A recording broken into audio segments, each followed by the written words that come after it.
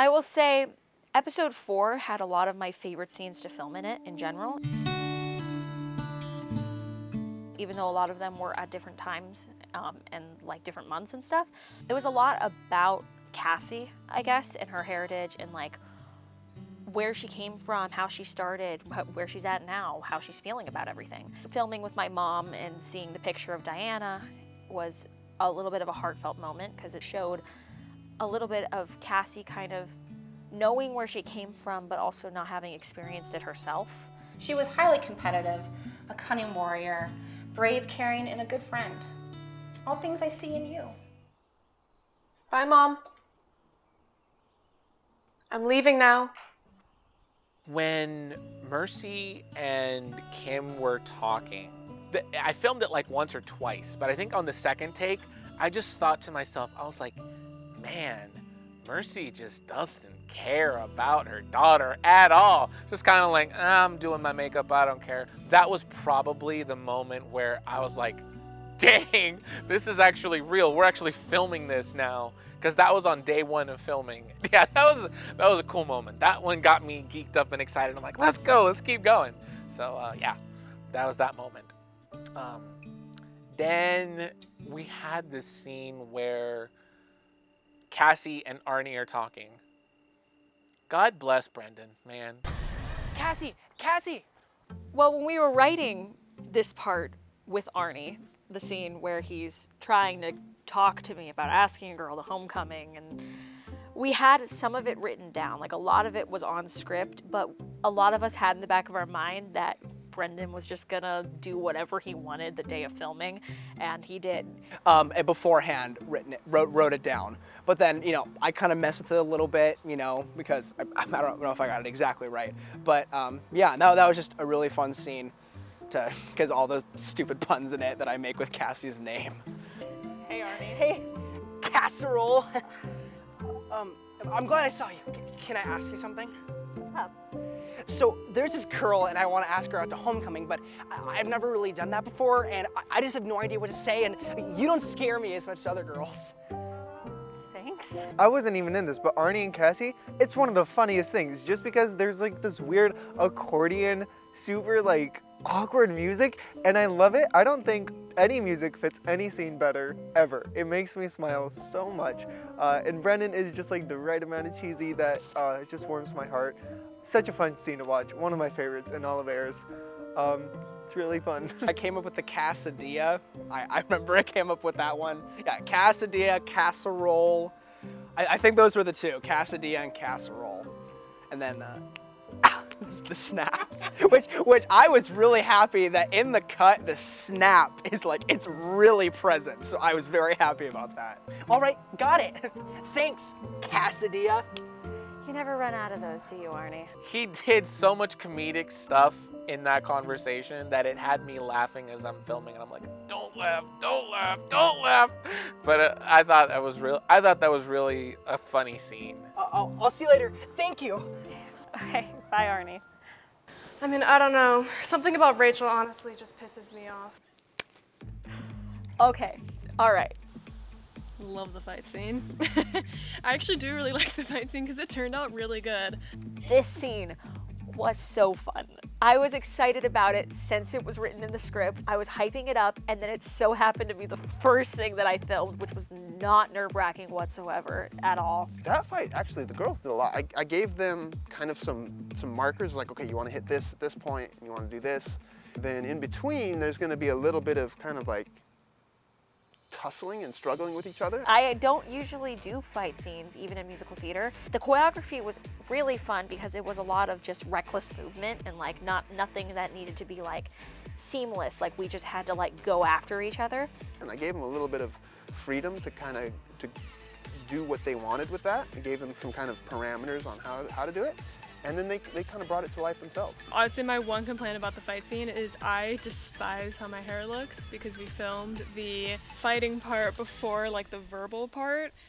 And so I was like watching the scene back and I was like, oh my gosh, like my hair got so messed up, and I didn't know because there were no mirrors there. So that's a bummer. So if my hair looks really bad, my apologies. It did look really good before that. True story, I actually had the police called on me for one of my other projects when I was in college because I was doing a fight in a public area. And I did not want to have that happen again. So I said, let's get the fight, the actual fight, out of the way first, and then do the dialogue afterwards. Like Michael, Holly was also, she makes it really easy to play off of. It seemed like she had so much like genuine anger in that scene. The dialogue before that was also really fun to say, to get like kind of aggressive and angry at each other. What the hell is your problem? You don't even know Rachel. Why do you even care? And you're the one that cheated on Bart. He dumped your ass. We actually ended up refilming some of it for pickup shots, which was one of the last things I filmed, if not like the last thing. I mentioned in my cast interview that the slap with Holly took a fat minute to get down because originally we were like, oh, we're not, you know, masochists. We're not gonna like actually slap each other a million times. But then fake slapping, turns out we were pretty bad at it. It didn't look quite right. And then having to add the sound effect and everything, it just like didn't line up. So then like months later we had to refilm just the slap. Like legit bam, and I felt really bad, but I think it looks pretty good. So I think it worked out. But yeah, sorry, Manon. Kent, good to see you. Did you bring all your stuff? Got it all. Phone, wallet, portal pass? Promise. All right. Jeffrey's clipboard that he uses, I was the prop master, so I actually wrote down a list and stuff, and it says the most ridiculous things ever. It's talking about how Clark is the leader who leads, and he's a good leader. And I wrote one of those for all of them, but it was really funny. I just passed around the clipboard, and everyone read it one at a time, and they were just cracking themselves up between takes. That was an ego booster for me. It made me feel funny, even though I'm not. So that was one of my favorite props to make. And then we have the scene with me and Nicole, where, you know, we're sitting next to each other and we're talking about Jane Eyre, and I read over her shoulder, by coincidence, like the most famous quote of the book. I am no bird and no net ensnares me. I am a free human being with an independent will. I had never done like an in-car filming scene before, so that was really cool. But it's a really nice interaction between the two of us that really grounds our relationship, not just as two people who are both superheroes in proximity, but as like real people that have feelings and emotions. So I like that scene. I think it adds a lot. Then we go over to Duke's Diner. We all go to Duke's Diner after the meet. So there's a reason we call it Duke's Diner, isn't that, Nicole? Oh, Duke's Diner, man. Gotta love the name. Here, I'll hand it off to Bart to teach you a bit more. What a lovely story. So, a long time ago, when I was a wee lass, we made Alvin and the Chipmunks. It was this video we made a while back, and after we shot it at our beach, we went down the pier to a, you know, what was it, a Ruby's, and our waiter was a very, very nice gentleman named Duke, and he was one of the kindest, most memorable waiters I've ever had. He had a southern accent, right? And just his expressions made us all smile and lifted our spirits and made the day that much more better. Like, we would be like, oh, a burger, no pickles. And he's like, none of that. And we still say that to this day. And at the very end, we gave him a tip, of course. And he's like, ooh, more gravy for my biscuits. And Duke, if you're watching this, we love you so much. And we still talk about you like 4 years later. So hi, Duke. So, as an homage to you, we like to believe that you got out of there and had your own restaurant, and that's a Duke's Diner. So that's why we call it Duke's Diner. There is a reason. Cool. Anyways, That's Duke's Diner and why it was called Duke's Diner. Those fries always cold when we get them. Yeah, but they're so good. I mean, I'm gonna eat whatever's on my plate. For the diner scene, we filmed in Gateway Community Church, at my church.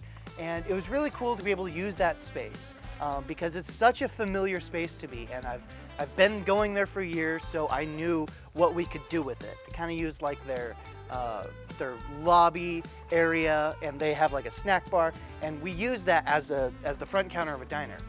additionally, in that scene, we were all given like paper plates, and we actually only had like, you ordered what, 2 meals, and so we had like 2 burgers and like 2 things of fries. So each plate was given like 5 fries and a couple plates were given like partially eaten burgers. So the entire time in between these scenes, so you see us eating, but we're literally taking the smallest bites ever to preserve it for how many takes we did. Just like kept talking about the most random things. I don't know why I kept talking about how the fries were cold there. Maybe it's because the fries were cold in real life. So there's that. You can hear me say, the fries are always cold here. Why are these fries always cold when we get them? Being married to the director of this whole thing, I end up being kind of the catch-all, the one that was like, I guess I'm doing this now. So we get to the church and we realize there's nobody else in the diner. Well, I guess I'm going to be the diner hostess. And I remember like throwing my hair in pigtails and just like trying to be as unobviously Mercy Graves as possible. Can I take this for you? Yeah, I'm gonna go set up. All right, let me get it. I don't like cold fries. Yes, you do. Every Oh, single bye, time Coach. I have old fries. Hey, Cassie. Does McGinnis know what you did to Kim? I haven't really gotten to play anybody sarcastic or borderline passive aggressive. Like a little bit of anger management issues, but you know, we'll just skip over that. But I played people who are just mean, and I played people who are on the other side of like being really, really sweet. So it was interesting trying to play a dynamic of somebody that has a really good soul and is very nice, but also is okay when people that are not exactly nice people kind of get what they deserve. Kim sucks. She totally deserved it. Hey dude, so like, how are you doing? You know, like, about Kim? Putting all the silliness, I've been talking a lot about my silliness scenes with Michael, but then I also have the scene where I'm asking him how he's doing, post Kim cheating on him and breaking up and their breakup. And that's a completely different scene with Michael, whereas most of my scenes have been pretty happy-go-lucky, but that scene, I thought that was important to establish, Clark and Bart aren't just like friends, just casual friends who just like to goof off together, but they really have a connection, and Clark cares for his friend because his friend's going through it at that point. Yeah, so we're not trying to be like other TV shows and movies. We are really trying to do our own thing and show the relationships that we do have and the chemistry we do have with one another. Jordan is one of my closest friends, so it feels genuine. I would open up to Jordan about stuff like that, so I don't know why we would shy away from that, and I really like how we're shedding light on it instead, showing that these characters that are super still have vulnerabilities. The bat suit appearing for the very first time, that was the first time that we saw it really in action doing the fight scene. I was like, man, he's actually Batman. Like I was actually like getting hyped. Daniel choreographed it and taught it that night, like maybe 20 minutes before we shot it. We'd already done some of the fights up on Palomar, but we were down in kind of the back alley of an Escondido building. We worked with it on the fly to get kind of what the final product was. And there were a lot of timing issues. I remember we did that take quite a few times to get all the timing just right, and then I think the final one that we got looks pretty good. Okay, you got this. Just be yourself, like Cassie said. I think it was the day of that I realized, like I'm asking on a girl to homecoming. I need to have a sign. So I went to the Office Depot and I got all the stuff and I went home probably 30 minutes before I had to go to get the scene. And it was a really big debate whether or not I was gonna use the correct your. And I ended up using the correct one, but then all the other heirs pointed out that I forgot the apostrophe. So if you look real close, you will notice on the sign, "Your Suite," there is no apostrophe. So Arnie still messed it up, but I think it's good. Well, what's funny is I taped a bunch of candy to it, and I told Ray, I was like, don't eat this candy. It is like 10 years old in the back of my pantry, so please don't eat this.